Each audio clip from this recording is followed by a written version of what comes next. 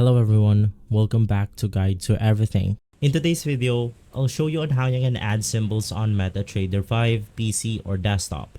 So basically, the first thing that you want to do is to go ahead and grab yourself the MetaTrader 5 application on your computer.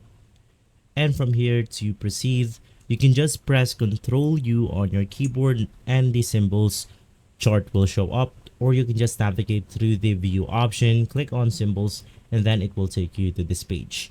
Simply inside this page, you then want to look for the symbol that you want to trade with. In our case, let's go ahead and say that I want to trade into something like this one, or you also have your forex right here to go ahead and make it simple. Let's then choose this one, click on show symbol, and then it will show up on your market watch right here. Now to go ahead and look at your market watch, click on view or press Ctrl M on your keyboard.